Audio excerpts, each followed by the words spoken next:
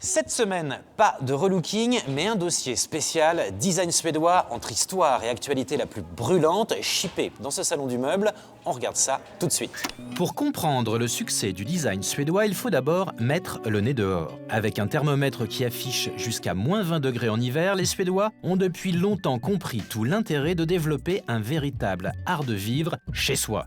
Le Musée national de Stockholm retrace ainsi la philosophie d'un design tout juste centenaire. Le design suédois est né en 1917, lors d'une exposition sur la maison à Stockholm. Lors de cette exposition, l'idée de créer de plus beaux objets pour la vie quotidienne a émergé.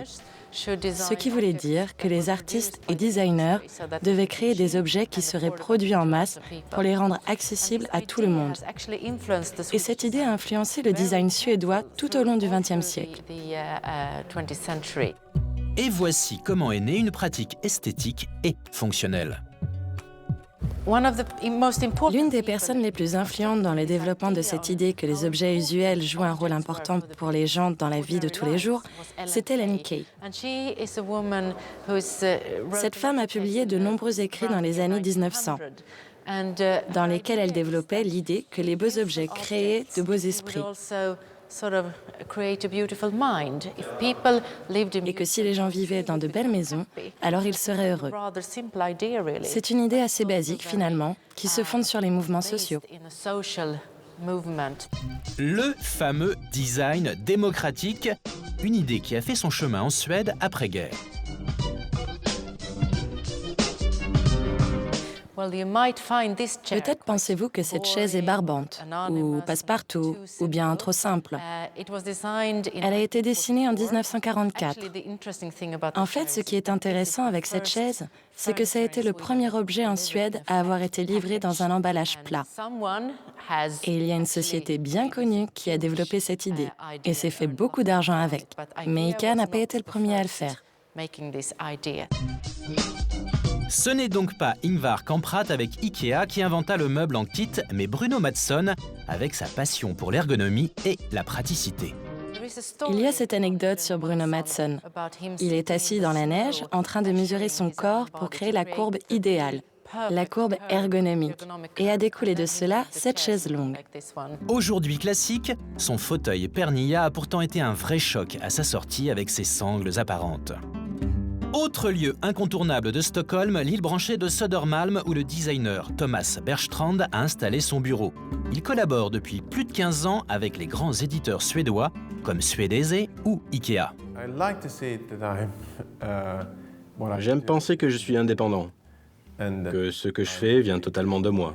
Mais au fond, je sais que je suis influencé par l'époque, par ce qui se passe autour de moi, mais aussi par l'histoire du design dans mon pays. Son vocabulaire est donc 100% suédois, fonctionnel et ergonomique avant tout. C'est la meilleure façon de ranger ses livres. Si vous les placez comme ça tombe. Vous connaissez le problème. Je voulais donc que les rayonnages soient penchés. Vous pouvez mettre vos livres de plein de façons différentes, même si vous en avez que 5. L'aspect fonctionnel est là, mais la fonction donne aussi un certain style à l'objet. Voilà. Allez, on continue la balade dans le Stockholm Design et donc arrêt obligé chez Svengsten, vénérable grand magasin déco et éditeur de mobilier, avec comme guide du jour la plus scandinave des designers françaises, Inga Sompé. C'est bon, hein, ça suffit. Depuis 70 ans, Svengsten réédite les motifs toujours modernes et le mobilier du designer et architecte Joseph Frank. Estrid Eriksson, qui a fondé cette société dans les années 20, on avait une volonté énorme, beaucoup de caractère. Le charme de cette société, c'est aussi l'amitié entre Estrid Eriksson et Joseph Frank, qui s'est poursuivie pendant des décades. C'est comment l'amitié, des relations personnelles permettent de faire aussi des objets formidables, de créer un esprit très différent. Une histoire qui est toujours contemporaine, mais en tant que vraie nation design, la Suède ne s'en contente pas et reste en mouvement. Le tout avec une pleine forme économique déprimante. Oui, je sais, c'est exotique, mais les Suédois ne connaissent pas la crise en ce moment.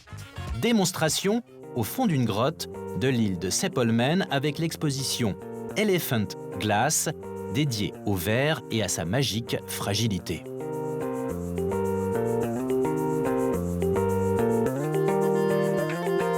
Avec, comme métaphore, un troupeau d'éléphants dans un magasin de porcelaine donc, sauf qu'ici les éléphants sont métalliques et robotisés, d'où le titre.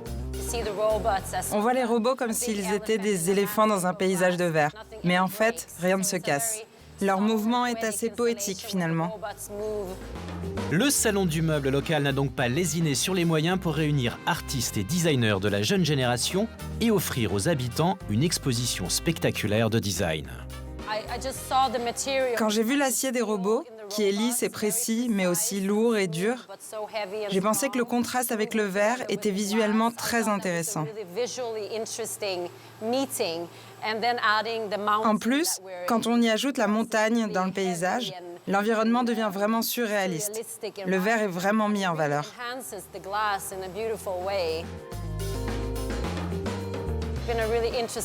C'était un processus intéressant de créer des personnages avec des robots.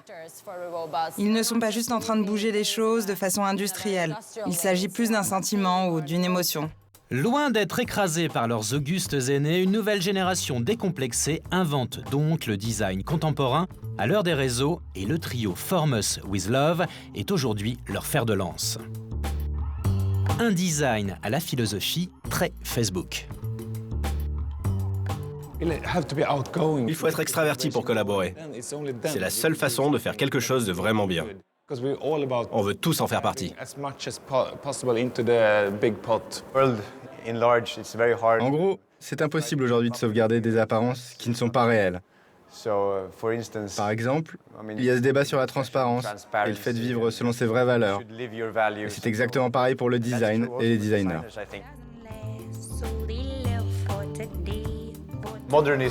Dans les années 50 et 60, les designers pouvaient donner une image d'eux très sérieuse, avec une pipe à la bouche, derrière un bureau, en train de dessiner et se faire passer pour des génies, alors que c'était des personnes normales, comme tout le monde. Ils pouvaient se permettre ça aussi parce qu'il n'y avait pas autant de médias, avec la télé, les réseaux sociaux. Ringard donc, le designer mégalo et autocentré, exemple avec ce petit marché design conçu par le trio avec des pièces signées par d'autres designers. On essaie d'être aussi transparent que possible. Ces mecs font les choses bien, on les aime bien, donc autant le dire. Je me rappelle, il y a quelques années, il y avait des designers qu'on aimait bien, et ils nous ont invités à nous occuper de leur marque. Je crois que c'est comme ça qu'il faut faire, se rassembler. Une nouvelle génération qui s'était d'ailleurs donné rendez-vous en masse autour de Form Us With Love ce soir. On vous avait dit que c'était le collectif du moment. Ah, vous vous demandez pourquoi ce nom ?